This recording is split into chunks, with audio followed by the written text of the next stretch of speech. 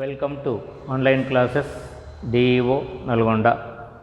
మనం 9th class Telugu medium మ్యాథ్స్కి సంబంధించినటువంటి రెండవ చాప్టర్ బహుపదులు మరియు కారణాంక విభజన గురించి నేర్చుకుందాం. ఇంతకుముందుకు చాప్టర్లో మనం కొన్ని అంశాలను నేర్చుకోవడం జరిగింది. ఈరోజు కొత్త చాప్టర్లో మనం బహుపదులు మరియు కారణాంక విభజన గురించి నేర్చుకుందాం. బహుపదులు మరియు కారణాంక విభజన గురించి నేర్చుకోవడానికి ముందు కొంత గణితానికి సంబంధించినటువంటి కొంత పూర్వజ్ఞానాన్ని మనం ఒకసారి పరిశీలన చేసుకొని బహుపదుల్లోకి వెళ్దాం. సో ఉదాహరణకి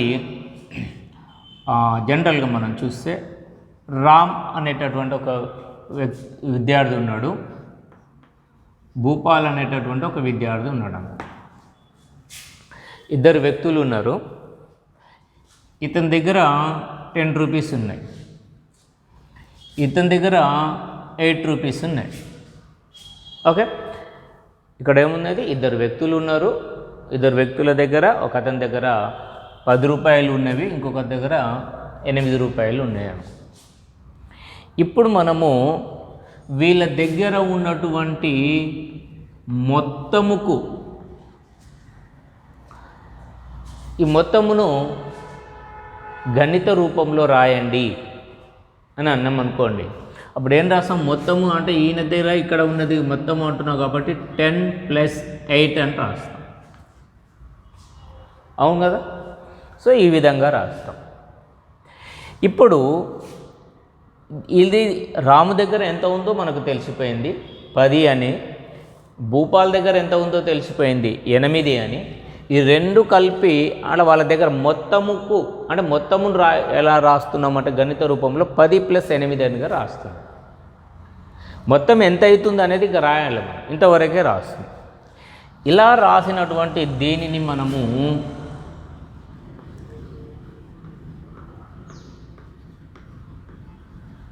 అంకగణిత సమాసం అంటున్నాం. అంకగణిత సమాసము మొత్తంకి సంబంధించి. అదేవిధంగా దీని ఉదాహరణకి 10 ఉంది, ఈయన దగ్గర 8 ఉన్నది. ఇక్కడ మొత్తంకు కాకుండా లబ్ధము ఇద్దరి దగ్గర కలిపి ఎంతో అంటే మొత్తముకు రాసినాం. అదే లబ్ధంగా ఉన్నది అంటే వీళ్ళిద్దరి దగ్గర ఉన్న లబ్ధము ఎంత అన్నాం, అప్పుడు ఏం రాస్తాం, 10 × 8 అనే రూపంలో రాస్తాం. దీనిని కూడా మనం అంకగణిత సమాసంగా మనం చెప్పవచ్చు. ఇప్పుడు అంకగణిత సమాసం అనేది మనకి ఎలా ఉంటుందో, ఎందుకంటే అంకెలన్నీ కూడా తెలిసిపోయినటువంటివి. ఇప్పుడు ఫర్ ఎగ్జాంపుల్ ఇక్కడ మనకి ఇది తెలియదు, రామ్ దగ్గర ఎన్ని రూపాయలు ఉన్నాయో తెలియదు, X రూపాయలు ఉన్నాయి అనుకుంటా, తెలియదు కాబట్టి X రూపాయలు ఉన్నాయి. భూపాల దగ్గర ఎంత ఉన్నాయంటే రాము దగ్గర ఉన్న రూపాయల కంటే 2 తక్కువ ఉన్నవి, 2 రూపాయలు తక్కువ ఉన్నాయి. అంటే అప్పుడు ఎలా రాస్తాం, రామ్ దగ్గర ఎంత ఉందో తెలియదు కాబట్టి గణితంలో మనం ఏమనుకుంటాం, తెలియనటువంటిది X అనుకుంటాం. X ఇతని దగ్గర కూడా ఎన్ని ఉన్నాయో తెలియదు, కానీ ఇతని దగ్గర కంటే తక్కువ ఉన్నాయి. ఎంత తక్కువ ఉన్నాయంటే 2. అంటే ఇక్కడ దగ్గర ఉన్నది ఎంత అంటే X - 2 తక్కువ ఉన్నాయన్నారు కాబట్టి తీసేసి రాస్తుంది X - 2.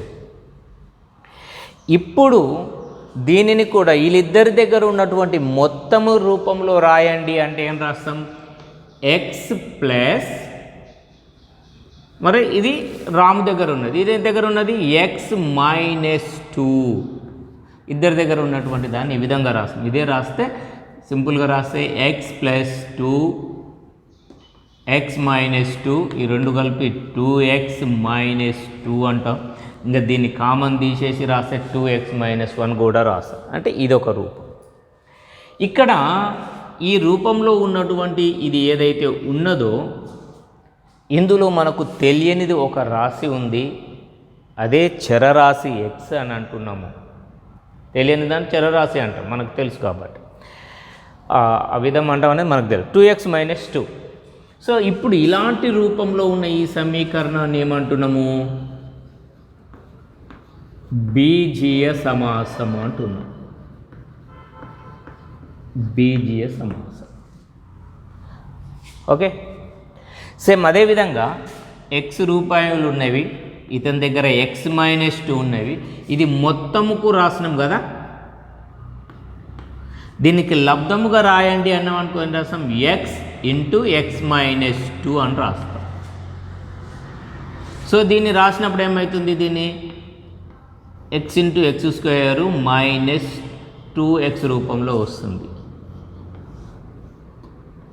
ఇది కూడా ఎవరు, బీజీయ సమాసము.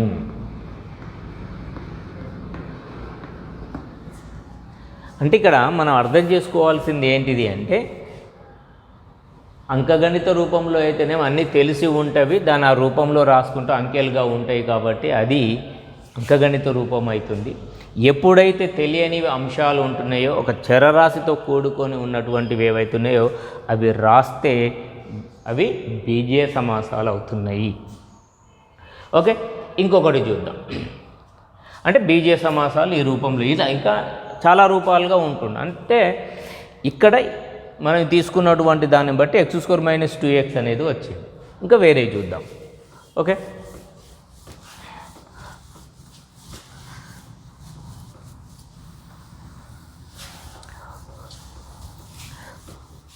రైట్. ఇప్పుడు మనం ఇక్కడ ఒక దీర్ఘచతురస్రాన్ని తీసుకుంటున్నాను. నేను ఒక దీర్ఘచతురస్రాన్ని తీసుకున్నాను. దీని పొడవు 8, దీని వెడల్పు 6 సెంటీమీటర్లు అని అనుకుందాం. ఇప్పుడు దీని యొక్క దీర్ఘచతురస్రం యొక్క చుట్టుకొలత అంటే ఏం చేస్తాం చూడండి.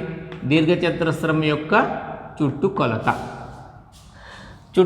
అన్నప్పుడు మనకు తెలిసినటువంటిది, ఇది మనం ఎల్ అనుకుంటే, ఇది బి అనుకుంటే, సూత్రం ప్రకారం ఏం రాస్తాం, 2/L + b చుట్టుకొలత సూత్రం రాస్తాం. ఇప్పుడు దీన్ని ఇలా రాసినప్పుడు మనం ఏం చేస్తున్నాం, ఇది 2/8 + 6 ఇలా రాస్తే దీన్ని మనం, అంటే ఇది సూత్ర రూపంలో ఉంది కాబట్టి మనం ఆ సూత్రాన్ని ఉపయోగించి రాస్తే ఇలా. ఓకే, ఇప్పుడు దీనిని నేనేమని రాస్తున్నా అంటే, దీని పొడవు 8 అనే బదులు ఎల్ ఎలా ఉంది అని అంటే, దీని ఎల్ ఎలా ఉందంటే x² + 4 లాగా ఉన్నది అని అనుకుంటా.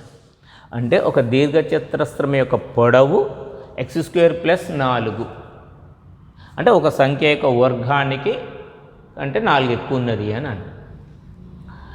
అదే బి అనేటటువంటి దాన్ని నేను ఎలా తీసుకుంటున్నాను అంటే, x² + 2 లాగా ఉన్నది అని అనుకుంటున్నాను. అంటే ఒక సంఖ్య యొక్క వర్గానికి 2 ఎక్కువగా ఉన్నది అనుకోండి. ఇప్పుడు దీనికి చుట్టుకొలత అన్నాం అనుకోండి, సేమ్ దీనిలాగానే ఇక్కడ ఇదేంటిది, it is B, it is L. ఇక్కడ మనం రాస్తే ఏం రాస్తాం, 2/L అంటే x² + 4 ప్లస్ b అంటే x² + 2.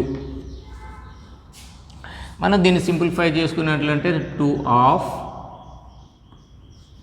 ఈడ x² ఉంది, ఈడ x² ఉంది కాబట్టి 2x² + 4 + 2 + 6. ఇంకా దీన్ని మనం ఇంకా రాసుకుంటే వీటిని గుణకారం చేసే 2 2లో 4, 4x² + 4 12. ఇది దీని యొక్క చుట్టుకొలతను చెప్తుంది.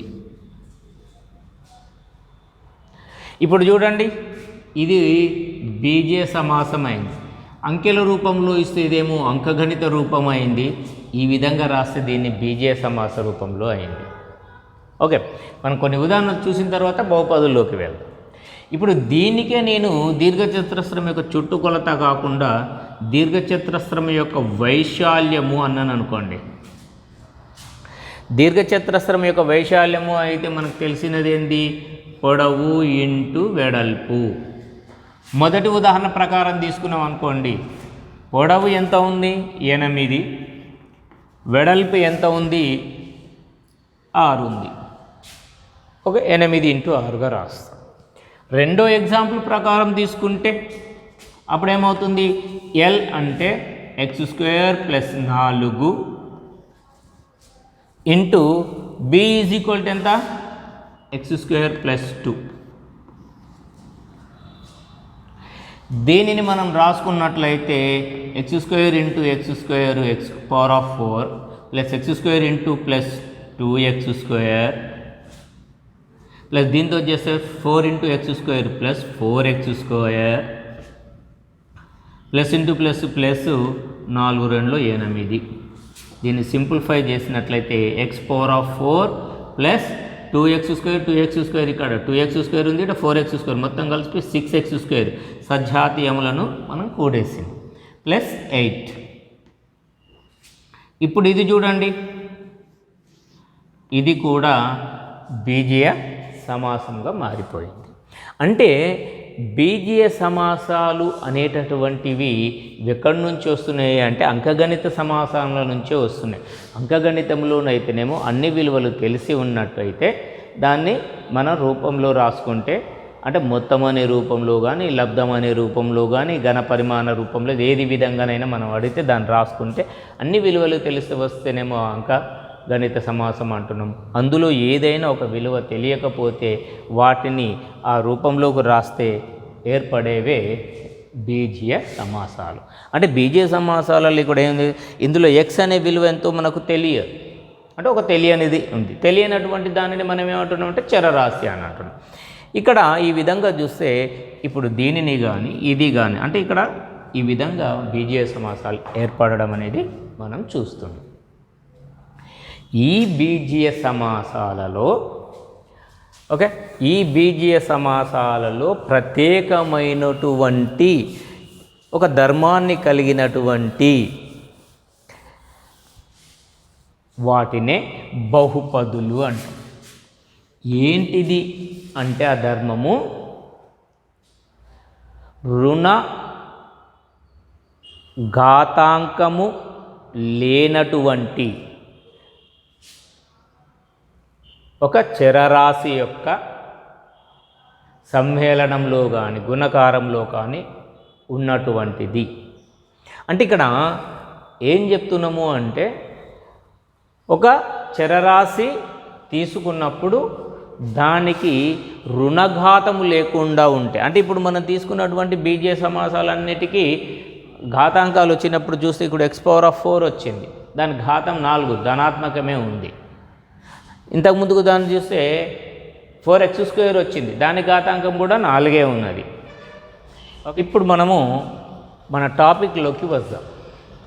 ఇప్పుడు అంకగణిత సమాసాలు ఎలా ఉంటాయో చూసాము, బీజగణిత సమాసాలు ఎలా ఉంటాయో, ఎలా ఏర్పడతాయో చూసాము.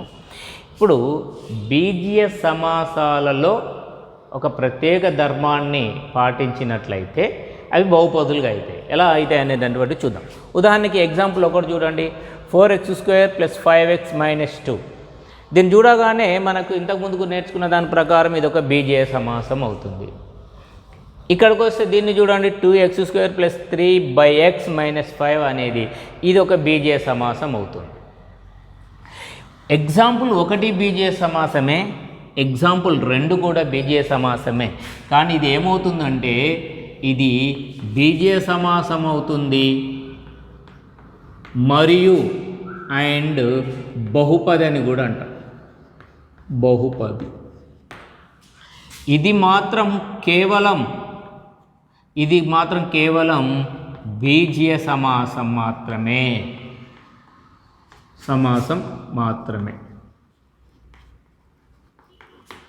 చూడండి, ఒకటో ఉదాహరణనైతేనేమో బీజీయ సమాసం అంటున్నాము మరియు బహుపది కూడా అవుతుంది అని అంటున్నాం. దీనిని అంటలేము. దీనికి ఉన్నటువంటి తేడా ఏమిటి అనేది మనం గమనించినట్లయితే ఒక అంశం మనకు తెలుస్తుంది.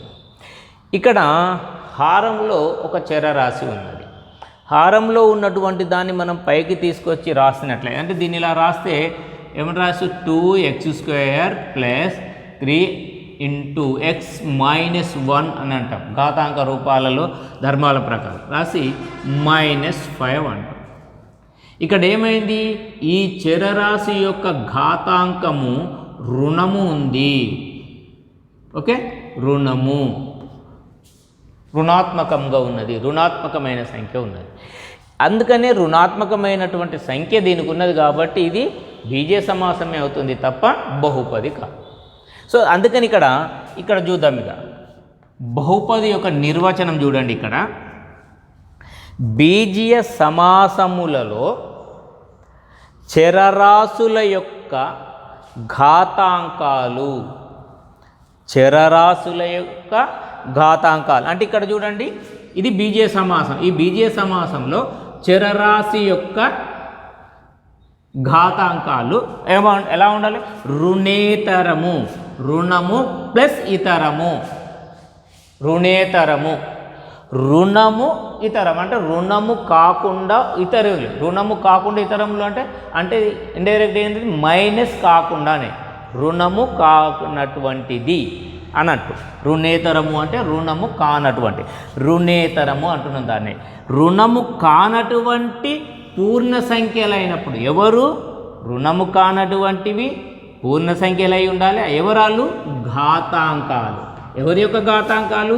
చరరాశుల యొక్క ఘాతాంకాలు. అంటే చరరాశుల యొక్క ఘాతాంకాలు రుణ సంఖ్యలు కానటువంటివి అంటే రుణేతరం అనే దాన్ని మనం అర్థం చేసుకుంటే రుణము కానకుండా, రుణ సంఖ్యలు కానటువంటి పూర్ణ సంఖ్యలు అయినప్పుడు అప్పుడు ఆ సమాసములను బహుపదులు అంటారు. ఇప్పుడు చూడండి, ఈ సమాసాన్ని ఎందుకు అంటలేము అంటే ఈ ధర్మాన్ని పాటిస్తలేదు.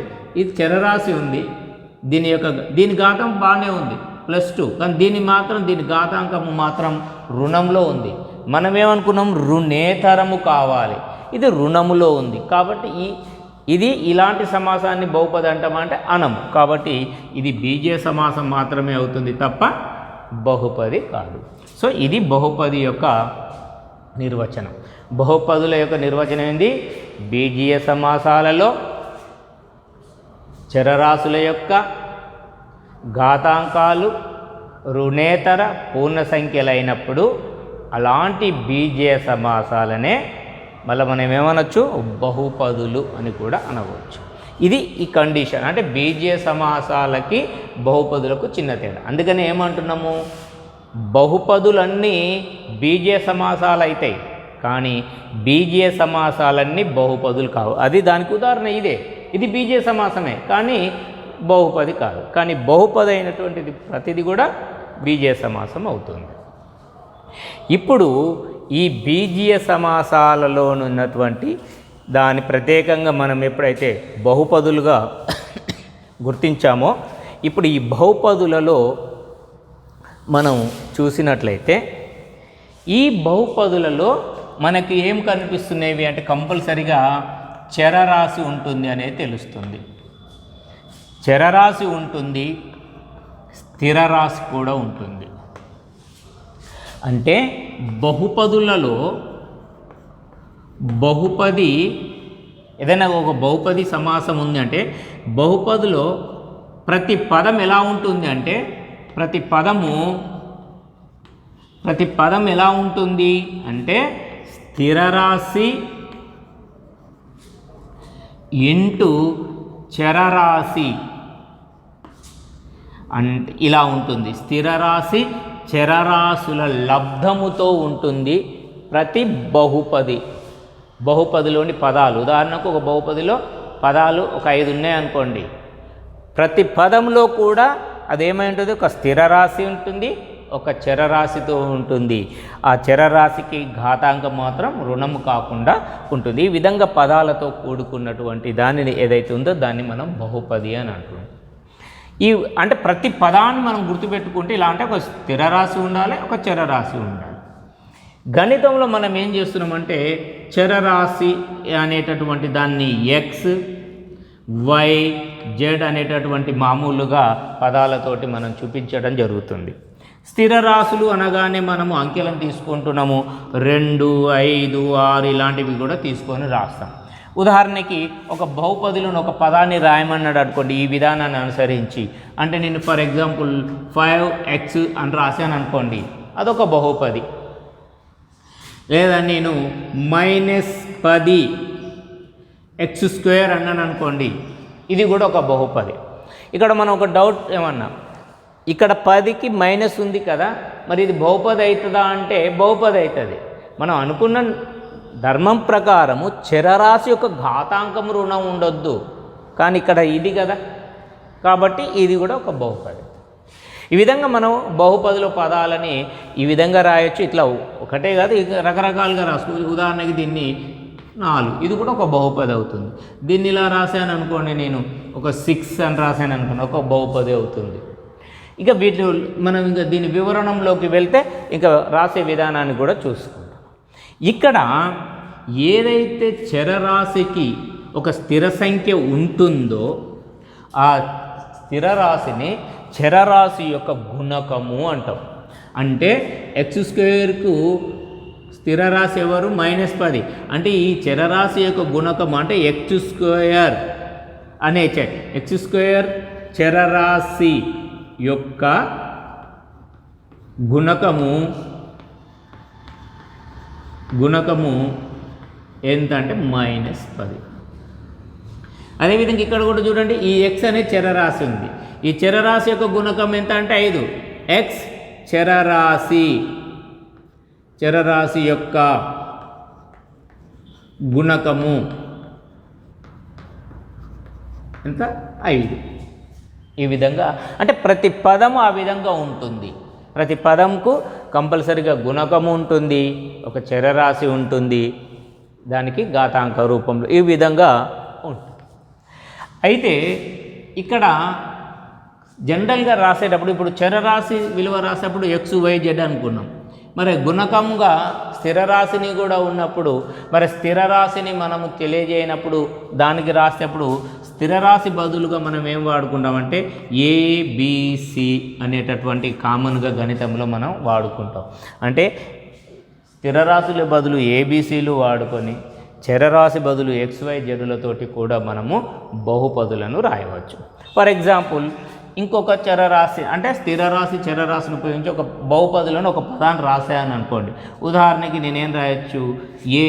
AX⁻6. ఇదేమవుతుంది? ఒక బహుపదిలోని ఒక పదం అవుతుంది. ఒకటే పదం అంటే ఒక పదంతో కూడా ఉండొచ్చు, అనేక పదాలతోటి కూడా ఉండండి. అది ఇంకోటి ఉంది అనుకోండి, ఫర్ ఎగ్జాంపుల్ ఇంకొక పదం కూడా ఉంది అనుకో, +B X⁻3. ఇంకొక పదం కూడా ఉంది అనుకోండి, దాన్ని C X⁻1. ఏం లేదు అంటే 1 రాసుకోండి. ఓకే, ఇంకా +D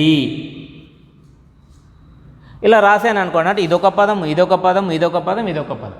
ఈ పదంలో మళ్ళీ X అనేది ఏం చరరాశి లేదు కదా అనుకోవాలి. అంటే ఇక్కడ ఏంటంటే X⁻0 అనుకుందాం. So X⁻0 is equal to ఎంత? 1. అంటే D × 1 అంటే D అనేది ఒక స్థిర రాశిని చెప్తుంది. అంటే స్థిర రాశికి కూడా చరరాశిగా లబ్ధంతో ఉన్నది అని అనుకుంటే ఆ చరరాశి యొక్క ఘాతాంకం 0గా భావించడం జరుగుతుంది. సో ఈ విధంగా మనము బహుపదులను రాయవచ్చు. అందుకనే బహుపదుల యొక్క సాధారణ రూపంగా మనం రాసుకున్నట్లయితే ఏ విధంగా రాయొచ్చు అంటే AN X⁻n plus AN-1 X⁻n-1 plus AN-2 X⁻n-2 ఈ విధంగా మనము రాసుకుంటూ వెళ్ళవచ్చు. సో ఇది 0 ఇక్కడ పోతా ఉంటే x యొక్క ఘాతాంకము తగ్గుకుంటూ పోతుంది, అదేవిధంగా ఇది కూడా తగ్గుకుంటూ పోతుంది. లాస్ట్కి వచ్చేసరికి ఒక స్థిర పదం అనేది ఏర్పడుతుంది. సో ఈ విధంగా బహుపదులలో పదాలని ఈ విధంగా మనము డెఫినేషన్ చేస్తూ బహుపదుల యొక్క సాధారణ రూపాన్ని ఈ విధంగా రాయడం జరుగుతూ ఉంది. అంటే ఇక్కడ మనకి బహుపదులు ఎలా ఏర్పడుతున్నవి అంటే బహుపదులలో పదాలు ఎలా ఉంటాయి అని అనుకుంటే మనం ఇప్పుడు చెప్పుకున్నట్టు బహుపదిలోని ప్రతి పదము స్థిరరాశి రుణేతర చరరాశుల లబ్ధముతో కూడి ఉంటుంది. ప్రతి పదము కూడా ఆ ఉన్నటువంటి ప్రతి పదంలో చరరాశితో కూడి ఉన్న స్థిర సంఖ్య ఏదైతుందో చరరాశితో లబ్ధ రూపంలో ఉన్నటువంటి స్థిరరాశి ఏదైతుందో ఆ స్థిరరాశిని చరరాశి యొక్క గుణకము అని అంటాం మనం. సో ఈ విధంగా ఎక్స్ ఇక్కడ ఈ ఉదాహరణలు చూస్తే x² చరరాశి యొక్క గుణకం ఏమైందంటే -10 అయ్యింది. దీంట్లో చూసుకుంటే 5 అయింది. ఈ విధంగా మనము చరరాశి ఆధారంగా మనం బహుపదులని చెప్పడం జరుగుతుంది. ఇందులో తీసుకున్నటువంటి చరరాశులు అన్నిటి కూడా ఎక్స్ అని, మనం ఎక్స్ తోటే చరరాశులను రాయాల్సినటువంటిది ఏం లేదు, వై తోడు కూడా రాయొచ్చు అని అనుకున్నాం కదా. ఇప్పుడు ఎక్స్ అనే దాన్ని తీసుకొని రాస్తున్నాయి, దీన్ని ఇంకో రూపంలో రాయమంటే, ఇంకో చరరాశిని తీసుకొని రాయమంటే ఏం రాయొచ్చు, -10 y² + 6 అని రాయవచ్చు. ఓకే కదా. ఇక్కడ మనం మార్చుకుంటున్నటువంటిది ఏంటి, కేవలం చరరాశిని ఎక్స్, వై, జెడ్ ఇంకేదైనా మనకు అదే ఉండాలని ఏమీ లేదు, ఎప్పుడైనా ఈ విధంగా రా. ఫర్ ఎగ్జాంపుల్ దీన్ని ఉందనుకోండి, నేను 5y + 4 ఇంకొక అంటే ఇప్పుడు దీన్ని ఏమంటున్నాం, దీన్ని ఎక్స్ చరరాశిలో బహుపది, ఎక్స్ అనే చరరాశిలో ఉంది కాబట్టి ఎక్స్ చరరాశిలోని బహుపది అంటున్నాం. మరి అదే దీన్ని అయితే వై చరరాశిలోని బహుపది, దీన్ని కూడా వై చరరాశిలోని బహుపది. ఈ విధంగా చరరాశిలో ఏది అయితే పదం ఉన్నదో దాన్ని ఆ పదంలో ఉన్నటువంటి బహుపదిగా మనము చెప్పుకోవడం జరుగుతుంది. సో ఇప్పుడు అతి ముఖ్యమైనటువంటి దాన్ని మనం ఇప్పుడు నేర్చుకుందాం. బహుపదులలో రకాలు ఎలా ఉంటాయి, వాటిని ఎలా మనం గుర్తించాలనేటటువంటి అంశాన్ని మనం ఇప్పుడు నేర్చుకుందాం.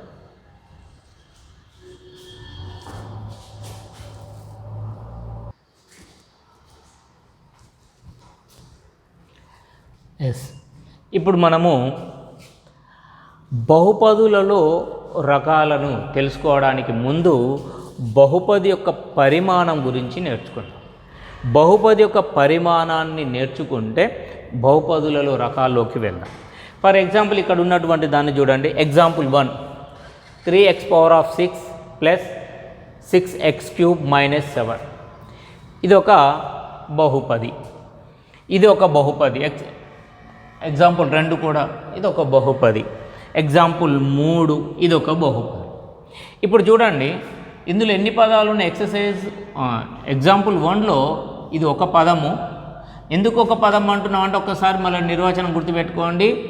ఒక స్థిర రాశి, ఒక చరరాశిల లబ్ధ రూపంలో బహుపదుల పదాలు ఉంటాయి కాబట్టి ఇది ఒక బహుపది. ఇది ఒక పదము, ఇది ఒక పదము, ఇది కూడా ఒక పదము. ఎందుకు అంటే మనం ఏమనుకున్న x⁴ రూపంలో ఉంటుంది కాబట్టి.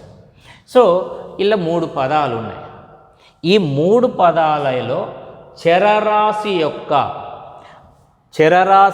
ఈ 3 పదాలలో ఏ చరరాశి యొక్క ఘాతాంకము అత్యధికంగా ఉంటుందో, ఎక్కువ ఉంటుందో అదే ఈ బహుపది యొక్క పరిమాణం అవుతుంది. చూడండి ఈ పదం ఉంది, ఈ పదం యొక్క చరరాశి x, దీని యొక్క ఘాతాంకము 6. ఓకేనా. సో ఇది 6, దీనిది 3, దీనిది 0. ఈ 3 పదాలలో అత్యధిక ఘాతాంకం కలిగింది ఎవరు, ఇది 3x⁴. కాబట్టి దీని యొక్క పరిమాణము ఎంత అంటే 6. అర్థమవుతుందా? అంటే ప్రతి పదములోని చరరాశి యొక్క ఘాతాంకాలను చూసుకోవాలి. ఇప్పుడు ఇక్కడికి వచ్చేసి ఇక్కడ ఉన్నది 5, దీని యొక్క పరిమాణము చరరాశి లేదు కదా అంటే ఇప్పుడు చూడు ఇక్కడ రాసిన విధానాన్ని ఇక్కడ అనుసరించినట్లయితే x⁴. దీంట్లో ఉన్నది ఒకటే పదము, దీని అత్యధికమైనటువంటిది అంటే దీని 0, ఇది 0 ఉన్నది అంటే దీని యొక్క పరిమాణము 0, శూన్య పరిమాణం కలిగినటువంటి దీనిని అప్పుడు ఏమంటున్నామంటే స్థిర బహుపది అని అంటాం. ఓకే, తర్వాత దాంట్లోకి చూద్దాం. సో ఇక్కడికి వచ్చినప్పుడు చూడండి ఇక్కడ కూడా 3 పదాలు ఉన్నాయి కదా. ఈ పదం యొక్క పరిమాణము 5, ఈ పదం యొక్క పరిమాణము 4, ఈ పదం యొక్క పరిమాణము 0. ఎందుకు x⁴ కాబట్టి.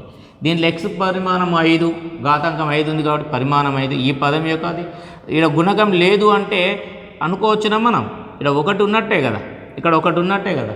సో స్థిర రాశి ఉంది, చరరాశి ఉంది. సో పరిమాణము 5, ఈ పదం యొక్క పరిమాణం 4, ఈ పదం యొక్క పరిమాణం 0. ఈ 3 పదాలలో అత్యధిక పరిమాణం కలిగినది 5. కాబట్టి ఈ బహుపది మొత్తం యొక్క పరిమాణం ఎంత అంటే 5. ఇది బహుపది యొక్క పరిమాణం. బహుపది యొక్క పరిమాణం అంటే బహుపదులలో ఉన్న పదాలలో చరరాశి యొక్క ఏ చరరాశి యొక్క అత్యధిక ఘాతాంకం కలిగి ఉంటుందో అదే ఆ బహుపది యొక్క పరిమాణము అని మనం చెప్పుకోవచ్చు. ఇప్పుడు బహుపదులలో రకాలలోకి మనం వస్తే ఇక్కడ చూడండి, బహుపదులలో రకాలు. బహుపదులలో రకాలని 2 రకాలుగా, అంటే ఒకటి పరిమాణము ఆధారముగా బహుపదులను రకాలను విభజిస్తున్నాము. అదేవిధంగా బహుపదులలో ఉండే పదముల సంఖ్యను బట్టి కూడా మనము బహుపదుల రకాలకు అంటే వాటి పేరు ఇవ్వడం జరుగుతుంది. సో ఇక్కడ పరిమాణాన్ని ప్రకారం చూస్తున్నట్లయితే దానికి ఘాతాంకం అంటే పరిమాణము అంటే పరిమాణం దేని మీద డిపెండ్ అయ్యి ఉంది, ఇలాగ మనం చెప్పుకున్నట్టు ఘాతాంకం మీద. అంటే పరిమాణం ఆధారంగా చెప్పడము అంటే ఘాతాంకం ఆధారంగా చెప్పడము అని అర్థం, ఘాతాంకంను బట్టి చెప్పడం. సో పరిమాణము ఆధారంగా చెప్పడం అంటే ఘాతాంకం పరంగా చెప్పినట్లయితే ఘాతాంకాన్ని బట్టి మనము చూసినట్లయితే ఒక పదానికి ఘాతాంకము మనం నిర్వచించలేదు అని అంటే అప్పుడు అది ఆ బహుపది ఏంటిదంటే 0 బహుపది అవుతుంది. ఒక దాని యొక్క రెండవది పరిమాణాన్ని బట్టి చూస్తే ఒక దాని యొక్క బహుపది పరిమాణము శూన్యము అయినట్లయితే, శూన్యము అంటే ఇలాక ఒక బహుపదిలో ఒక పదం ఉంది, దాని పరిమాణం మాత్రం 0. అంటే ఫర్ ఎగ్జాంపుల్ మనం ఇలాగ రాసుకున్నట్టు 5 0. సో అంటే ఇక్కడ ఏంది x⁻0 అని, అంటే దీని పరిమాణం ఏముంది 0 ఉంది, అదే శూన్యం అంటున్నాం. ఈ రూపంలో ఉన్నటువంటి దీనిని ఎలాంటి బహుపది అంటాం అంటే మనము స్థిర బహుపది అంటాం. స్థిర బహుపది, స్థిర పదము అంటే దీన్నే రాసినప్పుడు ఏం రాస్తాం మనం 5గా రాస్తాం. అంటే పరిమాణము నిర్వచించలేనప్పుడు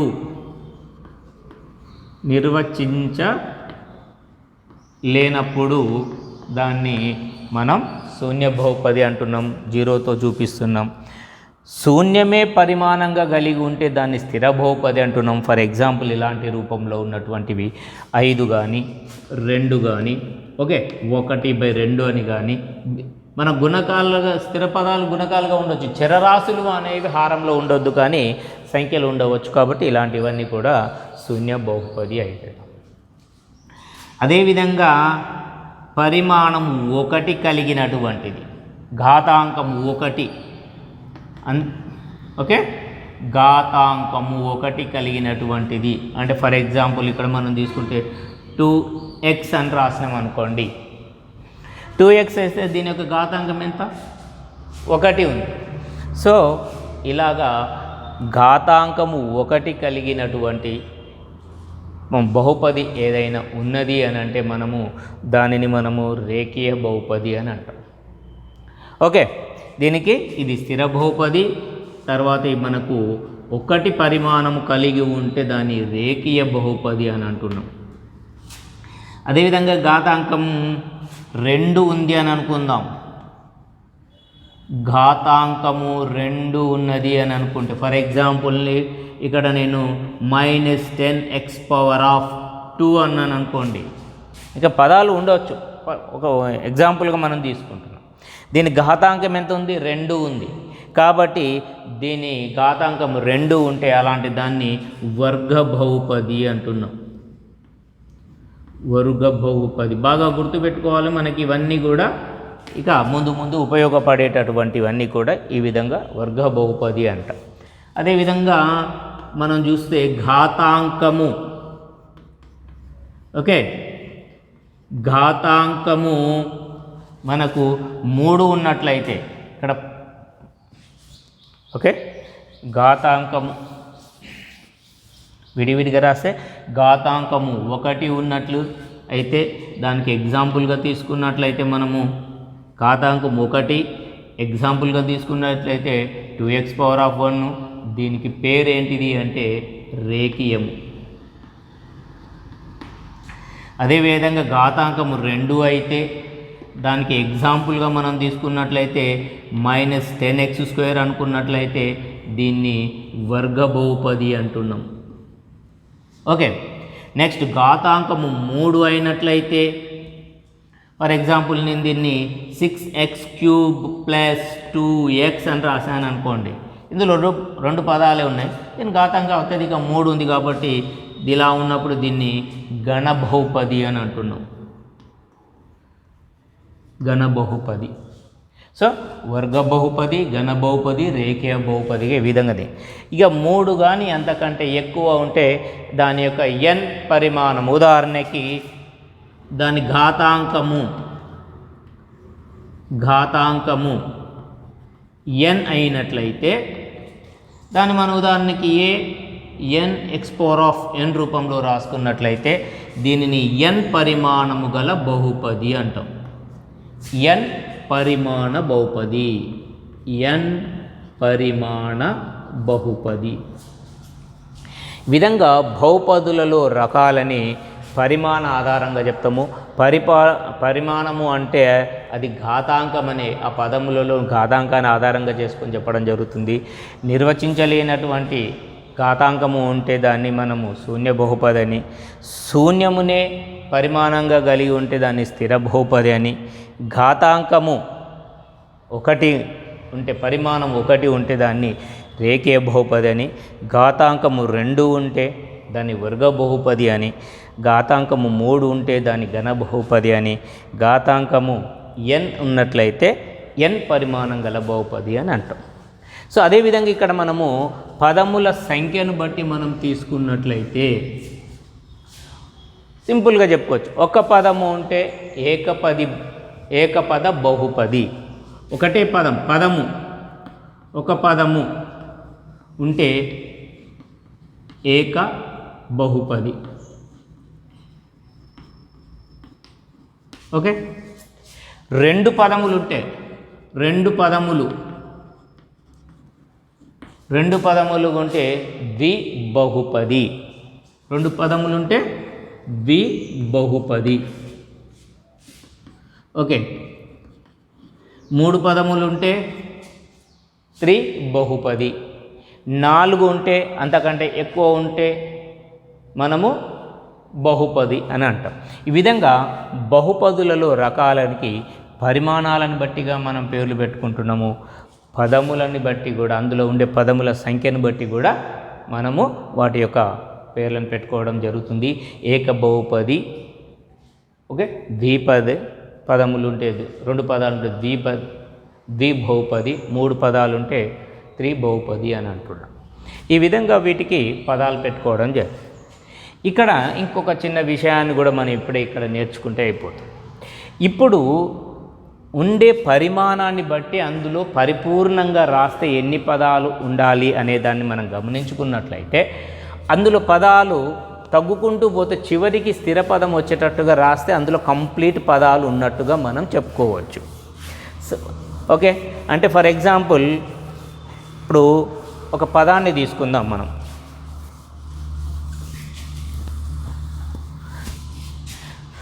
ఫర్ ఎగ్జాంపుల్ నేను ఇక్కడ 2x³ + 4 అన్నాను అనుకోండి. ఇది ఒక బహుపది, 2 పదాలు ఉన్నాయి కాబట్టి ద్విబహుపది అంటున్నాము. పదాల సంఖ్యను బట్టి చూస్తే, పరిమాణాన్ని బట్టి చూస్తే ఘన బహుపది అంటాం. ఘాతాంకము 3 ఉన్నది అని అంటే ఇందులో అన్ని పదాలు ఉన్నాయంటే లేనట్టుగా మనం, ఎందుకంటే దాని ఘాతాంకం ఎంత ఉంటుందో దాని మొత్తంలో పదాలు ఎన్ని ఉంటాయి అంటే దానికంటే ఒకటి ఎక్కువ ఉంటుంది. అంటే దీన్ని పరిపూర్ణంగా రాయాలి అంటే ఎలా రాయాలి అంటే 2x³ అన్ని పదాలు ఉన్నదానిగా రాయాలంటే 2x³ ప్లస్ ఏదో ఒక చరరాశిని తీసుకోవాలి కాబట్టి దీని ఘాతాంకం దీనికంటే చిన్నదిగా ఉండాలంటే 3 ఉంది కాబట్టి 3 - 1 ఒకటి తగ్గించేసి రాస్తున్నాము. ప్లస్ ఇంకొకటి ఉండాలి, అది b అనుకుందాం, x. దీంట్లో నుంచి ఒకటి తీసేసినాక దీంట్లో నుంచి ఇంకొకటి తీసేస్తే 3 - 2. ఓకే, నెక్స్ట్ ఇక 3 - 2 పోతే ఇక్కడ 1 ఉన్నట్టు. నెక్స్ట్ సి ఎక్స్, దీనిలో మూడింటిలో నుంచి 3 తీసేస్తే 0 అని అంటున్నాం. ఇక్కడ దీని బదులు ఏమవుతుంది, దీన్ని రాస్తే ఏమైతే 2x³ plus ax² plus bx plus c అవుతుంది. x⁻³ అంటే x 0 కాబట్టి. సో ఇప్పుడు దీన్ని రాస్తే ఏమైంది 2x³ plus ax² plus bx ఘాతం 1 plus cx ఘాతం 0. ఇవి అన్ని పదాలు ఉండేటటువంటి ఈ పదం ఏదైతుందో ఇది ఈ రూపంలో ఉన్నటువంటిదే మనకు ఏమవుతుంది అంటే స్థిర పదంగా కనిపిస్తుంది. అంటే కేవలం ఇక్కడ ఏంది చరరాశి లేకుండా స్థిర పదమే కనిపిస్తుంది, సంఖ్యాత్మకంగా కనిపిస్తుంది కాబట్టి. అంటే ఇందులో ఎన్ని పదాలు ఉన్నాయి చూడండి. ఈ విధంగా పూర్తిగా రాస్తే 1 2 3 4 అంటే ఘాతాంకము 3 ఉంది అని అంటే దానికి 1 ఎక్కువ పదాలు దానిలో ఉంటాయి. అన్ని పదాలు అంటే పరిపూర్ణమైనటువంటిదిగా అయితే అలా ఉంటుంది. ఆ విధంగా మనం గుర్తుపెట్టుకొని చూసుకోవచ్చు. ఫర్ ఎగ్జాంపుల్ దేనికైనా మనకు 5x ఘాతం 6 అన్నాడు అనుకోండి, దీంట్లో ఎన్ని పదాలు ఉంటాయి, దాని ఘాతాంకం 6 అంటే ఇంకెన్ని పదాలు ఉంటాయి, అందులో 1 ఎక్కువ అంటే 7 పదాలు ఉంటాయి. అంటే దీనితో కలిపి 7 పదాలు. అంటే సింపుల్గా దీన్ని ఇలాగా రాసినట్టుగా రాస్తే అంటే నీకు గుణకాలు రాయకుండా రాసినట్టయితే ఫర్ ఎగ్జాంపుల్ a1 అని రాసుకున్నట్టు a1 x⁻1 తక్కువ 5 plus a2 x⁻4 plus a3 x⁻3 a4 x⁻2 తగ్గించుకుంటూ పోతున్నాం, a5 x⁻1 a6 x⁻0.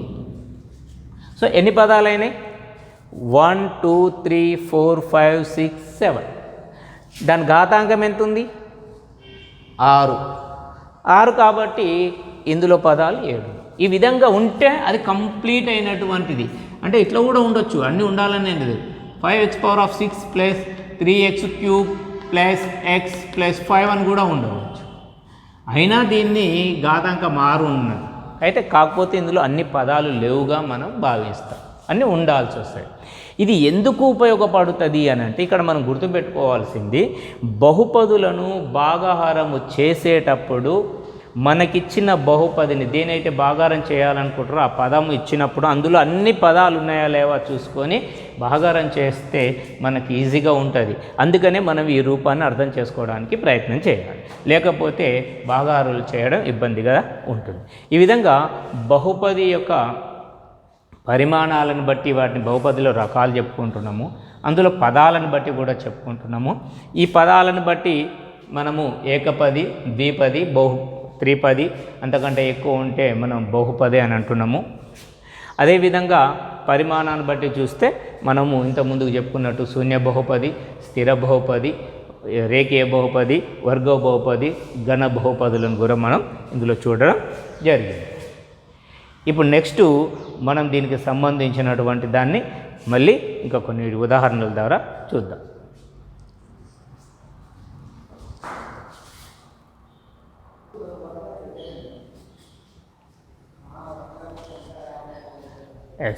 మనము ఇక బహుపదుల యొక్క శూన్య విలువ గురించి నేర్చుకుందాం.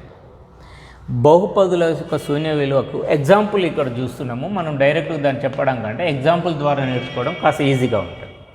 ఇక్కడ ఒక బహుపది ఇచ్చినాడు x² - 3x + 2. దీని పరిమాణం 2 ఉంది కాబట్టి ఇది వర్గ బహుపది అవుతుంది. ఇందులో 3 పదాలు ఉన్నాయి కాబట్టి త్రిపది అవుతుంది. ఈ విధంగా మనం నేర్చుకున్న దాన్ని బట్టి అయితే బహుపదులను సూచించేటప్పుడు మనం మామూలుగా ఇది x చరరాశిలో ఉంది కదా, x చరరాశి గల బహుపది కదా, దీన్ని మనం ఈ విధంగా కూడా రాస్తాం. దీన్ని సూచించేటప్పుడు p(x) అని రాస్తాం. ఎందుకంటే p అంటే పాలినామియల్ అని అనుకుందాము. ఫర్ ఎగ్జాంపుల్ పాలినామియల్ x టర్మ్స్లలో ఉన్నటువంటిది p(x) అని రాసుకుంటాం. అలానే p తోటే రాస్తామని కాదు, r అని కూడా రాసుకోవచ్చు, మనం q అని కూడా రాయవచ్చు. ఇక్కడ ఏమైనా మనం అది సూచించడం కోసము. సో p(x)గా రాసుకున్నట్లయితే ఈ బహుపదిని ఏమంటే p(x) = x² - 3x + 2 అని అంటుంది. సో ఇది మాత్రమే ఏం చెప్తుంది బ్రాకెట్లో ఉన్నది అంటే ఇది ఇచ్చిన బహుపది ఏ చరరాశి టర్మ్స్లలో ఉందో చెప్తుంది, పదాలలో. మనం ఇంతకుముందు ఫస్ట్ చెప్పుకున్నాం, ఎక్స్లో అన్ని చరరాశులు ఉంటే ఎక్స్ పదంలో బహుపదిలో అంట, వై ఉంటే వై టర్మ్స్లో బహుపది అన్నాం. అదేవిధంగా ఇక్కడ. సో ఇక్కడ ఇది ఒక బహుపది, దీనికి శూన్య విలువ అంటున్నాం. ఒకసారి దాన్ని చూద్దాం. ఇక ఫర్ ఎగ్జాంపుల్ ఇక్కడ ఏం చేసిందంటే ఎక్స్ ఈజ్ ఈక్వల్ టు 0 అన్నాడు. అంటే ఈ బహుపదిలో ఎక్స్ ఉన్న చోటల్లా 0ను సబ్స్టిట్యూట్ చేయండి అని అర్థం. చూద్దాం. అప్పుడు ఏం చేస్తున్నాను, పి ఎక్స్ చోట మనం ఏం రాయాలి, 0 is equal X 0² minus 3 into 0 plus 2 రాసినప్పుడు 0 ఇదంతా కూడా 0 అవుతుంది, ఇది 2 అవుతుంది. P0 ఈజ్ ఈక్వల్ టు ఏమొచ్చింది, 0 వచ్చేసింది. సో నెక్స్ట్ ఇక్కడ చూద్దాం. ఇక ఇదే దాన్ని P of x is equal x² minus 3x plus 2. ఇప్పుడు 1 సబ్స్టిట్యూట్ చేసి చూద్దాం. P of 1 is equal X బదులు 1 రాస్తే 1² మైనస్ 3 ఆఫ్ 1 ప్లస్ 2. ఓకే, దీని రాస్తే ఓకే సింప్లిఫై చేస్తే 1² అంటే 1, 3 1 జా 3, సో ఇది మైనస్ కాబట్టి -3 ప్లస్ 2. ఇప్పుడు చూస్తే 1 plus 1 plus 2 plus 3 -3 is equal to 0. Okay, P of 1 is equal to 0. ఇప్పుడు ఇది చూద్దాం. So P of x is equal okay x² minus 3x plus 2.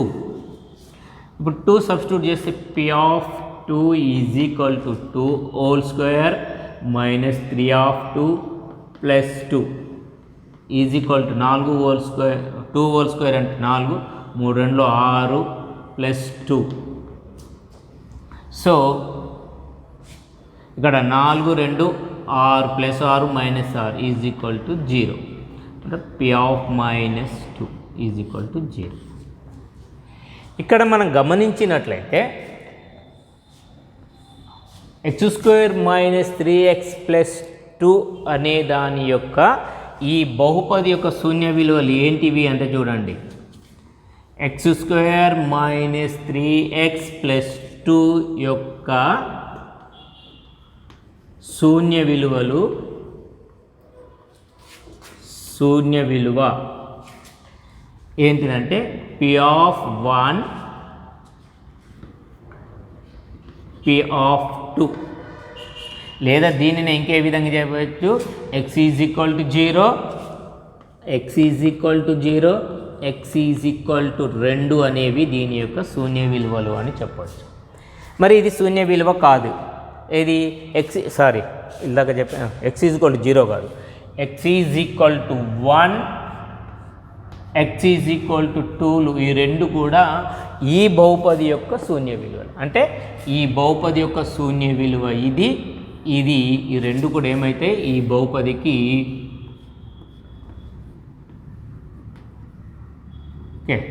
శూన్య విలువలు. అంటే సింపుల్గా ఇప్పుడు ఏమర్థమైంది, ఒక బహుపది యొక్క చరరాశిలో ఏ విలువను ప్రతిక్షేపించినప్పుడు అది 0కు సమానమవుతుందో, అంటే చూడండి ఇక్కడ x² మైనస్ 3x ప్లస్ 2 అనే బహుపది ఉంది, దాంట్లో x అనే చరరాశి దగ్గర 1 అనే దాన్ని సబ్స్టిట్యూట్ చేయడం వల్ల సింప్లిఫై చేస్తే మనకు 0 వచ్చింది. ఎప్పుడైతే విలువ మనకు శూన్యం వచ్చిందో 0 వచ్చిందో ఏ విలువను సబ్స్టిట్యూట్ చేసినప్పుడు వచ్చింది. అంటే ఏ విలువను సబ్స్టిట్యూట్ చేసినప్పుడు అంటే x ఈజ్ ఈక్వల్ టు 1 అనే విలువను సబ్స్టిట్యూట్ చేసినప్పుడు 0 వచ్చింది. కాబట్టి 1 అనేటటువంటిది అంటే అందుకని ఇక్కడ ఏమంటుంది, x ఈజ్ ఈక్వల్ టు 1 అనేది దాని యొక్క శూన్య విలువ అవుతుంది. అదేవిధంగా ఇక్కడ కూడా చూడండి, x² మైనస్ 3x ప్లస్ 2 తీసుకున్నాం కదా, దీనిలో x ఉన్న చోట మనం ఏం రాసినాము, 2ని సబ్స్టిట్యూట్ చేసినాం, 2ని సబ్స్టిట్యూట్ చేయడం వల్ల 0 వచ్చింది. కాబట్టి ఈ బహుపది యొక్క శూన్య విలువ ఎంత అంటే ఎక్స్ ఈజ్ ఈక్వల్ టు 2 లేదా పి ఆఫ్ 2 అని కూడా అంటున్నాం. అంటే 2 అంటే ఎక్కడి నుంచి వచ్చింది, ఎక్స్ ఈజ్ ఈక్వల్ 2నే కదా మనం సబ్స్టిట్యూట్ చేసాం. సో దట్స్ వై ఇది 2 అంటే పి ఆఫ్ 2 అనొచ్చు, లేదా ఎక్స్ ఈజ్ ఈక్వల్ 2 అనేది శూన్య విలువ అవుతుంది. మరి ఇది కాదు. ఇది ఎందుకు కాదు శూన్య విలువ అంటే ఎక్స్ ఉన్న చోటల్లా 0ను సబ్స్టిట్యూట్ చేసినప్పుడు దాని ఆన్సర్ మనకు 0 రాలే, 2 అనేది వచ్చింది. కాబట్టి ఎక్స్ ఈజ్ ఈక్వల్ టు 0 అన్నది లేదా పి ఆఫ్ 0 అనేది శూన్య విలువ కాదు. అంటే బహుపది యొక్క శూన్య విలువ అంటే ఏమిటి, ఇచ్చిన బహుపదిలో చరరాశికి బదులుగా ఏ విలువను ప్రతిక్షేపించినప్పుడు అది 0కు సమానమవుతుందో 0కు సమానమవుతుందో ఆ ప్రతిక్షేపించిన విలువను ఆ బహుపది యొక్క శూన్య విలువ అని అంటాం. ఈ విధంగా వీటికి శూన్య విలువలని మనము గుర్తుపెట్టుకోవాల్సి వస్తుంది. అంటే సబ్స్టిట్యూట్ చేసినప్పుడు ఏదైతే వస్తుందో అది దాని యొక్క శూన్య విలువనిగా మనం తీసుకుంటాం. ఇప్పుడు బహుపదుల యొక్క శూన్య విలువలలో చూస్తే మనకు ఉదాహరణకి మనము ఏక బహుపది, రేఖీయ బహుపది ఇట్లా చూద్దాం. ఫర్ ఎగ్జాంపుల్ ఒక రేఖీయ బహుపదిని ఎక్స్ ప్లస్ ఏ అనే ఉందనుకుందాం. దీని యొక్క ఇది ఒక బహుపది, ఓకే. ఎక్స్ ఘాతం 1 ఉందంటే రేఖీయ బహుపది. దీని యొక్క శూన్య విలువ ఏమవుతుంది చూడండి. సింపుల్గా చెప్పాలి అని అంటే ఏ విలువను ప్రతిక్షేపించినప్పుడు అవుతుంది అంటే ఇది ప్లస్ ఏ కదా. ఏ అంటే మనం ఇంత ముందుకే చెప్పిన స్థిర పదములకు బదులుగా ఏబిసిలు వాడచ్చు. అంటే ఇక్కడ ఏ అని స్థిర పదం అనుకుంటే ఎక్స్కు బదులు ఇది నేను రోజు మైనస్ ఏ రాసినాం అనుకో, plus A minus a is equal to 0 సమానం అవుతుంది. అంటే ఎక్స్ ప్లస్ ఏ యొక్క శూన్య విలువ ఎంత అంటే మైనస్ ఏ. ఎక్స్ ప్లస్ ఏ యొక్క పదం యొక్క శూన్య విలువ ఏంటంటే మైనస్ ఏ. అదేవిధంగా చూడండి, ఎక్స్ మైనస్ ఏ అన్నాం అనుకోండి, దీనికి శూన్య విలువ ఏమవుతుంది, ప్లస్ ఏ అవుతుంది. సింపుల్గా దీనినే ఇంకో విధంగా మనం గమనించుకుంటే ఏం రాయవచ్చు, X plus A is equal to మనకు 0 కావాలి అనుకుంటున్నాం కాబట్టి 0 సమీకరణ రూపంలో ఇదే సమాసం లాగా ఉంది. ఇప్పుడు దీన్ని సమీకరణంగా మార్చుకున్నాం. అంటే ఈజ్ ఈక్వల్ టు 0 పెట్టి ఎక్స్ ఈ విలువని ఎక్స్ విలువ కావాలి కాబట్టి ఎక్స్ ఈ విలువ ఏది సబ్స్టిట్యూట్ చేసినప్పుడు అని అంటున్నాం కాబట్టి ఎక్స్ ఈజ్ ఈక్వల్ టు కర్తగా రాసి ఈ ప్లస్ ఏని అవతలు తీసుకుపోతే మైనస్ ఏ. సో ఇది శూన్య విలువ అవుతుంది. సేమ్ దీన్ని కూడా x minus a is equal to 0, okay. ఇది అవతలు తీసుకుపోతే x is equal to plus a. So plus a అవుతుంది.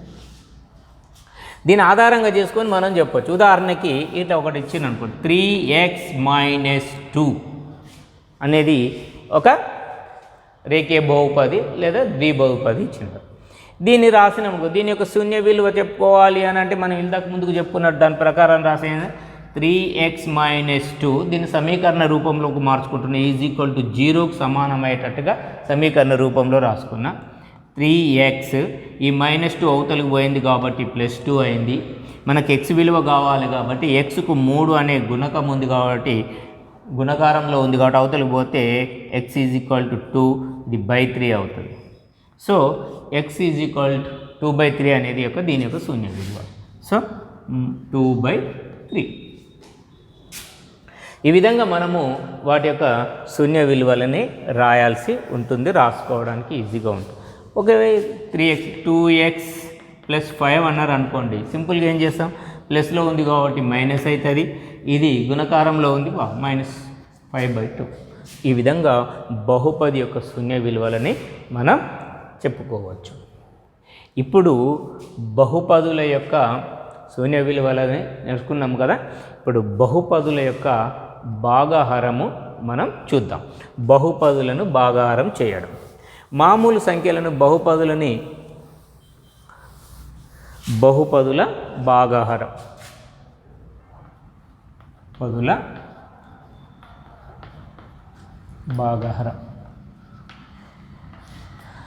మనకు భాగాహారము మామూలు అంకెలలో భాగాహారం చేయడం మనందరికీ కూడా తెలుసు. మనము విభాజ్యము, విభాజకము ఇంటూ భాగఫలము ప్లస్ శేషము అనేటటువంటి విధానంలో మనము చేయడం జరుగుతుంది.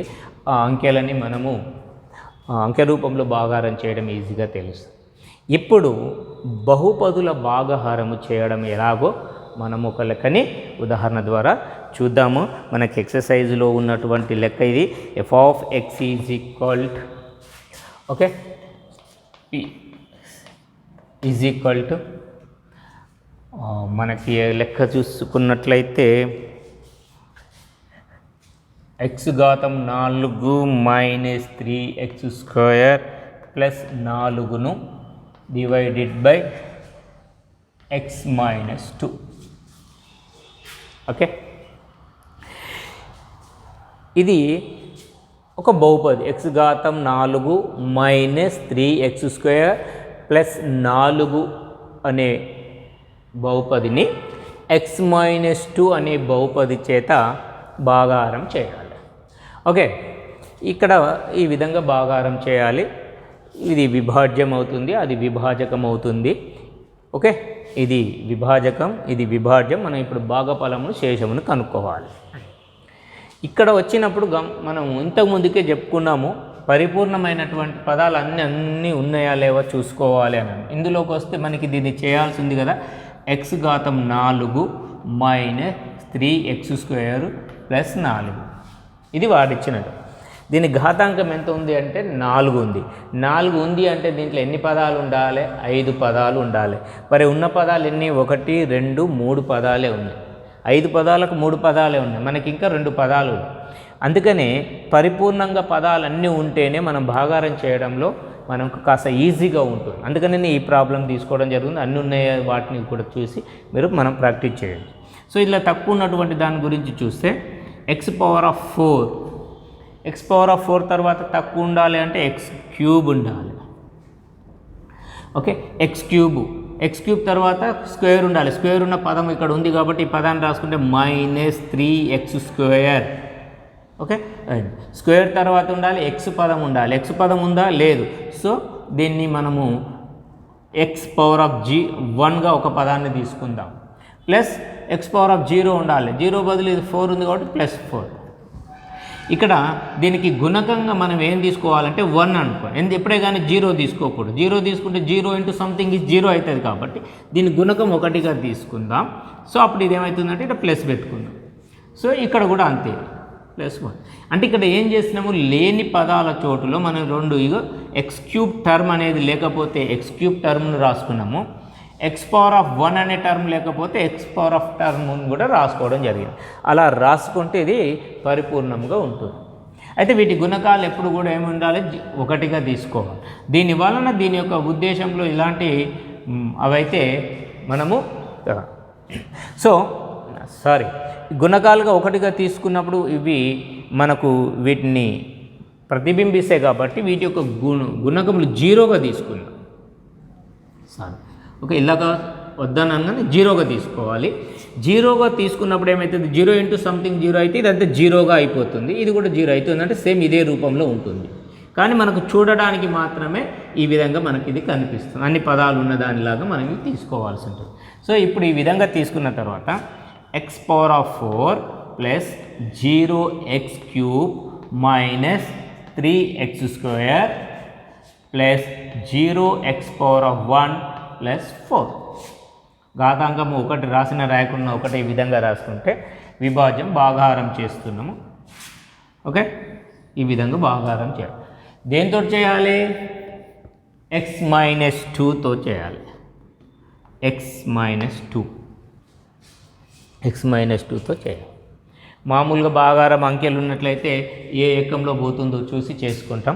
ఇక్కడ మనం చేసేటప్పుడు ఇక మనం సోపానాలు చూద్దాం. ఇక్కడ సోపానం ఫస్ట్ ఏం చేయాలి అంటే విభాజ్యములోని మొదటి పదము విభాజ్యంలోని మొదటి పదము విభాజకంలోని మొదటి పదాలని భాగాహారం చేయాలి. అంటే విభాజ్యములోని మొదటి పదం. సో ఇక్కడ మనం గమనించుకోవాల్సింది ఏంటంటే ఇక్కడ ఆర్డర్లో చూసుకోవాలి. మళ్ళీ మనకు అప్పుడప్పుడు జిగ్జాగ్ ఇవ్వడం కూడా జరుగుతుంది. ఇస్తే మనము పెద్ద ఘాతాంకాన్ని ముందుగాను తర్వాత ఇంకొకటి తర్వాత అవరోహణ క్రమంలో రాసుకుంటారు. ఘాతాంకాల పరిమాణాల అవరోహణ క్రమంలో రాసుకుంటూ వచ్చిన తర్వాత ఈ విధంగా చూసుకోవాలి. 2 కండిషన్స్, అందులో అన్ని పదాలు ఉన్నాయా లేవా చూసుకోవాలి. లేకపోతే 0 గుణకంగా పెట్టుకొని ఆ పదాలను రాసుకోవాలి. అవన్నిటిని కూడా మళ్ళీ ఘాతాంకాల అవరోహణంలో అమర్చుకున్న తర్వాత ఈ లెక్కలోకి రావాలి. సో ఇప్పుడు ఇది వచ్చేసింది. ఈ విభాజ్యంలోని మొదటి పదము x⁴. ఓకే, విభాజకంలోని మొదటి పదం, విభాజకములోని మొదటి పదం, మొదటి పదం ఇదేమవుంది ఇందులో x. వీటిని భాగారం చేయాలి. x⁴/x ఇది కొట్టేస్తే x³ వస్తుంది. ఈ వచ్చిన x³ అనేది భాగఫలంలో పదం అవుతుంది. ఓకే, ఈ విధంగా చేసి మొదటి స్టెప్లో వచ్చినటువంటిది రెండో స్టెప్లో ఏమవుతుంది, భాగఫలం అవుతుంది. సో ఇక్కడ ఏంటి భాగఫలం x³ వేయాలి. థర్డ్ స్టెప్ ఏం చేయాలి, ఇప్పుడు భాగఫలములో వచ్చిన పదాన్ని విభాజకము ఈ రెండింటిని గుణకారం చేయాలి. ఓకే, భాగఫలము అంటే రెండవ స్టెప్, రెండవ సోపానంలో వచ్చిన దానిని విభాజకంతో గుణించాలి. ఓకే, ఇప్పుడు ఇలా కూడా వచ్చింది ఎంత, x³ వచ్చింది ఇంటూ దీంతో x-2తో గుణకారం చేయండి. x³ ఇంటూ x x⁴, తర్వాత plus into minus x³ into 2 2x³. ఈ వచ్చినటువంటి మూడో సోపానములో వచ్చినటువంటి దానిని మనకు విభాజ్యములో ఆ పదాలకు అనుకూలంగా ఆ ప్లేస్లో వాటిని రాయాలి. x⁴ కాబట్టి x⁴ మైనస్ 2x³ కాబట్టి -2x³. ఓకే, మూడో సోపానంలో వచ్చినటువంటి దానిని మనము విభాజ్యము కింద దాన్ని సజాతి పదాల కింద వేసేసి మామూలుగా భాగారం చేసినప్పుడు తీసినట్టుగానే తీసివేయడం అంటే గుర్తులు మార్చుకుంటే ఇది ప్లస్ ఉంది కాబట్టి ఇది మైనస్ అవుతుంది, ఇది మైనస్ ఉంది కాబట్టి ప్లస్ అవుతుంది. అప్పుడు ఈ రెండు క్యాన్సిల్ అయిపోతాయి. ఇక్కడ మనం ఇది అంతా ఇక్కడ ఏం లేదని అర్థమే కదా, మనకి 0 కదా, 0 నుంచి ఇంకో దాని ఏం కూడినా వచ్చేది అదే కాబట్టి 2x³ అవుతుంది. 2x³ ఇంకా మిగతా పదాలు ఎలా ఉన్నాయో అలా రాసుకుందాం. -3x² plus 0x plus 4. ఇప్పుడు దీని పని అయిపోయింది. ఇక అంటే ఇది ఉంది కదా, ఇది విభాజ్యం అనేది కాదు. ఇప్పుడు ఇది కొత్తగా వచ్చినటువంటి విభాజ్యం, ఇది కొత్తగా వచ్చినటువంటి విభాజ్యం, ఇది విభాజ్యం, ఇది విభాజకం. దీనితోటి మళ్ళీ సేమ్ ఇదే 4 స్టెప్స్ యథావిధిగా చేయాలి. ఇందులో మొదటి పదము 2x³ ఓకే, ఇక్కడ చూద్దాం మనం ఏంటి 2x³ మొదటి పదము బై విభాజ్యంలోని మొదటి పదము x. ఇది క్యాన్సిల్ అయిపోయింది, మనకేమిది 2x² వచ్చింది. ఇది భాగఫలము. ఓకే, భాగఫలంలో రెండో పదంగా వచ్చింది 2x². ఓకే, సేమ్ ఇదే స్టెప్స్ మళ్ళీ రిపీట్ అవుతున్నాయి అన్నమాట. 2x² వచ్చింది భాగఫలంలో వచ్చిన దానిని మళ్ళీ విభాజకంతో గుణించాలి కాబట్టి ఇక్కడ చూడండి 2x² ఇంటూ x - 2. ఓకే, భాగఫలము ఇది 2 ఇంటూ 1 2 x² ఇంటూ అంటే x 2x³ plus into minus 2 2 4 4x². ఇది వచ్చింది. Okay, 2x³ minus 4x². Same ఇక్కడ దాన్ని అక్కడ రాయండి. 2x కొత్త విభాజ్యం కింద రాసిన 2x³ minus 4x². Okay, so minus is plus, ఈ రెండు క్యాన్సిల్ అయిపోయినాయి. 3x² plus minus 3x² plus 4x². Plus 4x² నుంచి మైనస్ 3x² మిగిలిపోయింది అంటే ఒక x² ఉంది plus x² plus 0x plus 4. ఇప్పుడు కొత్త విభాజ్యం వచ్చింది. మళ్ళీ కొత్త విభాజ్యం సేమ్ ఇదే విధానాన్ని అనుసరించుతాం. మళ్ళీ విభాజ్యంలోని మొదటి పదము విభాజకంలోని మొదటి పదము చేయగా వచ్చినది భాగఫలం అవుతుంది. భాగఫలంను వల్ల విభాజకంతో గుణించాలి. ఈ విధంగా 4 స్టెప్స్ను ఇంతకుముందు చెప్పిన విధానంలో చేస్తే దీంట్లో మళ్ళీ మొదటి పదం x², ఇందులో మొదటి పదము x, ఈ రెండింటిని క్యాన్సిల్ చేస్తే మనకు వచ్చినటువంటిది x. అంటే ఇక్కడ x³ + 2x² + x వచ్చింది. ఓకే, ఈ భాగఫలం x తోటి x - 2ని చేయండి. x × x - 2 2x², sorry x × x x² - 2x. దీన్ని ఇక్కడ రాయండి, x² - 2x. చూడండి, పదాలు ఉండడం అంటే మనం ఏడ రాయాలో మనకి ఈజీగా తెలుస్తుంది. అందుకని పదాలు లేని చోట మనము 0 గుణకంగా పెట్టుకొని ఆ పదాలను రాసుకుంటే ఇక్కడ రాసుకోవడం ఈజీగా ఉంటుంది. లేకపోతే రాయడం అనే విధానంలో కాస్త పొరపాటు జరిగే అవకాశం ఉంది. సో ఇది మైనస్ అవుతుంది, ఇది ప్లస్ అవుతుంది, ఈ రెండు క్యాన్సిల్ అయిపోయినవి. ఇక్కడ +2x +0x అని అంటే ఇలా 0 అన్నట్టే కదా, కాబట్టి ఇది ఏమవుతుంది 2x + 4. ఇప్పుడు ఈ రెండు కూడా లెక్క చేసుకోవడానికి వీలవుతుందా అంటే అవుతుంది అని అంటే ఎప్పుడు లెక్క కంప్లీట్ అయిపోతుంది అని అంటే విభాజ్యం యొక్క ఘాతాంకము కంటే ఇది చిన్నగా అయిపోతే అప్పుడు ఆ లెక్కని అక్కడ ఆపేస్తాం. కానీ ఇవి రెండు సమానంగా ఉన్నాయి. ఎక్కువ ఉన్నా చేసుకుంటాం, సమానం ఉన్న వరకైనా చేసుకుంటాం. తక్కువ అయినప్పుడు చేయలేదు. కాబట్టి సమానంగా ఉన్నాయి కాబట్టి చేస్తే ఇప్పుడు కొత్త విభాజ్యం ఎవరు 2x + 4. ఇందులో మొదటి పదం ఎవరు 2x. ఓకే, ఇప్పుడు మళ్ళీ నేను ఇక్కడ 2x ఇక్కడనే తీసుకుంటున్నాను. చూడండి 2 ఇక్కడ చూద్దాం. ఇలా మొదటి పదం 2x కాబట్టి 2x బై ఇందులో మొదటి పదం x కాబట్టి x తీసుకున్నాం. ఈ రెండు క్యాన్సిల్ అయితే 2 వచ్చింది. ఈ 2 అనేది భాగఫలం. సో ఇక్కడ రాస్తాం, భాగఫలంలో రాసిన వచ్చిన 2 తోటి మళ్ళీ ఏం చేయాలి, భాగఫలంతో విభాజ్యం గుణించాలి. x - 2 చేస్తే 2 × x 2x plus into minus 2 2 = 4 2x - 4 2x - 4. So ఈ రెండింటిని చేస్తే ఇది మైనస్ అవుతుంది, ఇది ప్లస్ అవుతుంది. ఈ రెండు క్యాన్సిల్ అయిపోతున్నాయి. +4 +4 కలిపి 8 అవుతుంది. ఇది శేషం, ఇది శేషం అవుతుంది. ఇది భాగఫలం అవుతుంది. ఓకే, ఇది భాగఫలం అవుతుంది. ఈ విధంగా బహుపదులను భాగాహారము చేసేటప్పుడు ఈ జాగ్రత్తగా ఈ అంశాలను మనం గుర్తుపెట్టుకోవాల్సి ఉంది.